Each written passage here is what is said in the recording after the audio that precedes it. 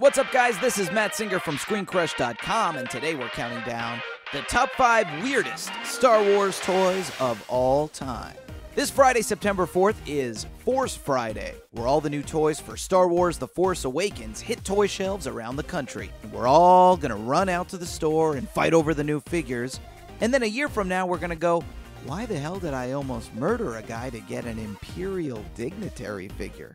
He doesn't even have a name. Yes, in the 40 years since Star Wars debuted, the franchise has yielded some truly outstanding collectibles, and some truly bizarre ones. We're collecting the weirdest here, starting with number 5, the Star Wars Earlybird Certificate Package. With this colorful Star Wars picture display stand and certificate, just send in to get a set of figures by mail. They'll be sent to you at home between February 1st and June 1st. The Star Wars Earlybird Certificate Package, new from Kenner. The coolest Star Wars toy of 1977 was an empty box? Caught flat-footed by the rabid demand for Star Wars figures, and rightly guessing that children are absolute morons, Kenner improvised and released the Star Wars Earlybird Certificate Package. Wow, a colorful display stand! To display characters I don't actually have. And a certificate! Which I then mail away, leaving me with an empty display stand. Okay, yeah, and the 4 figures that would eventually show up months later, all for the low price of $7.99. The equivalent of more than $31 in 2015 for a freaking empty box. But hey, that's nothing. If you want an unopened Earlybird certificate package now, that's going to set you back a cool $8,000. You could either buy this 2010 Honda Civic or the empty box, a colorful display stand, and an expired certificate. If you end your training now, if you choose the quick and easy path, as Vader did, you will become an agent of evil. All right, fine. I'll spend $8,000 on the Earlybird certificate package. Man, you are one demanding Jedi Master. Up next, number 4, the Star Tours Officer.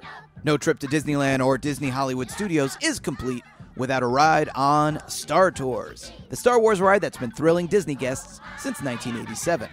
And no trip to Star Tours is complete without a trip to the Star Tours gift shop, where's where you could find our number 4 weird Star Wars toy, the Star Tours Officer. It's an action figure based on a character that's never appeared in any movie, TV show, video game, book, comic book, or cartoon.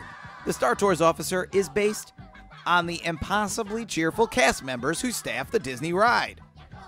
He was packaged in a set that included Chewbacca, an Ewok, and a couple of other aliens. Demand for this thing must have been crazy. Okay, son, what Star Wars toy do you want? Maybe Han Solo and Chewbacca? How about Mickey Mouse dressed like Luke Skywalker? Or Darth Vader Goofy? Wait, Darth Vader Goofy? No, you can't have that one. Daddy, I want the figure of the guy who checked the security of my seatbelt. Okay. Better than Star Wars Goofy, at least. Number 3, Ilan Sleazebag. The Star Wars universe is home to many strangely named characters. Newt Gunray, Bib Fortuna, Yak Face. But there are silly names, and then there is Ilan Sleazebag. I mean, with a name like that, there really aren't too many viable career paths. You don't meet many astronauts with the last name Sleazebag. It's hard to imagine voting for a presidential candidate named Ilan Sleazebag. No, you really just have to be a sleazebag.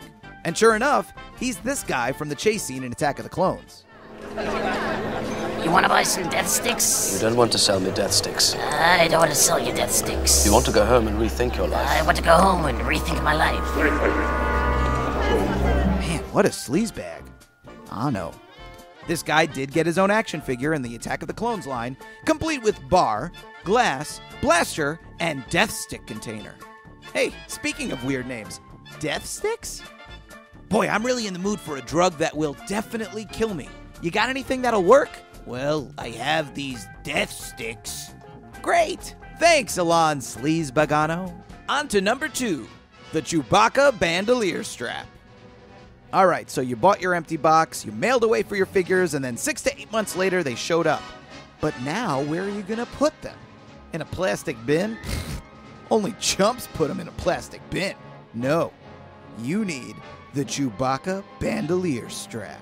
This dress-up toy lets you recreate all the fun of being a bipedal dog who hangs out with Harrison Ford. Because I guess Chewbacca's bandolier was full of action figures instead of bullets? The box for this magnificent item boasted that it came with, quote, 2 pouches for accessories and secret messages. It's the perfect place to store Luke's blaster, and also a card with your name, address, and health insurance information, just to make things easier on the EMTs when they come to drive you to the hospital after bullies beat you into unconsciousness for wearing a Chewbacca bandolier strap full of toys to school. And now it's time for our number 1 weirdest Star Wars toy. Yippee! Zip it, Anakin. Our number 1 weirdest toy is from the prequels, though, and it is the infamous Jar Jar Binks tongue candy. These days, Jar Jar Binks is perhaps the least beloved character in all of Star Wars. But before The Phantom Menace opened in theaters, toy makers had to assume that all of George Lucas's new creations would become huge household names. After all, they got caught so unprepared for Star Wars, they had to sell kids empty boxes. Not this time. You want Jar Jar stuff? You're gonna get Jar Jar stuff, including this monstrosity, which featured a tongue made out of hard candy for young Padawans to suck on. Now, let's pretend for one moment that The Phantom Menace was actually a sci-fi masterpiece. That's impossible! No! I know. Just for a second. And then let's imagine Jar Jar Binks was actually really funny. The best new character added to Star Wars since Jabba the Hutt. No! Calm down, it's just a hypothetical situation. With my point being this, even in a world where Jar Jar is his generation's C-3PO, you still wouldn't want to French kiss him. I mean, look at this guy. No, thank you. In fact, let's tape this critter's mouth shut so no one can ever shove it in our faces and force us to play tonsil hockey with it. All right, just gotta find a piece of tape. Hey, does anybody have a piece of tape? Ah! You weird, Star Wars. You weird. For Screen Crush, I'm Matt Singer. Happy Force Friday, everybody. Thanks for watching, and for even more, make sure to subscribe, like us on Facebook, follow us on Twitter, and get the latest movie and TV news on ScreenCrush.com.